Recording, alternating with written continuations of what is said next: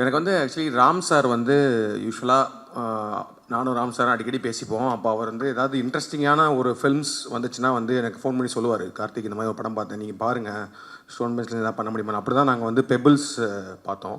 கூழாங்கல் ஒரு தடவை பார்த்துட்டு நானும் கார்த்திக் தான் உட்காந்து ஆஃபீஸில் பார்த்துட்டு ரொம்ப பிடிச்சிருந்துச்சு அந்த படம். பட் அந்த படம் நம்ம ஸ்டோன் பெஞ்ச் ப்ரெசென்ட் பண்ணலாமெல்லாம் பேசினோம். பட் அது மாதிரி நடக்கலை. அதுக்கப்புறம் அது வந்து விக்னேஷ் சிவன் கம்பெனி இது பண்ணாங்க.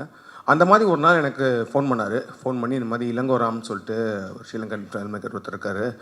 அவர் ஒரு படம் பண்ணியிருக்காரு, நிறையா ஃபெஸ்டிவலில் வந்து அது போய் அவார்ட்லாம் வாங்கியிருக்கு, பாருங்க அப்படின்னாரு. ஓகேன்னு சொல்லிட்டு நான் வந்தேன். அந்த படம் ரைட்டில் வந்து பெண்ட் இன் த காஃபின் அப்படின்னு இருந்துச்சு. நான் அதுவே ஃபெஸ்டிவல் படம்லாம் போயிருக்கேன்னா நான் வந்து ஏதோ ஒரு பயங்கரமாக சில்ட்ரன் ஆஃப் ஹெவன் மாதிரி ஏதோ ஒரு படம் அப்படின்ற மாதிரி நாங்கள் ஆஃபீஸில் உட்காந்து பார்த்தோம்.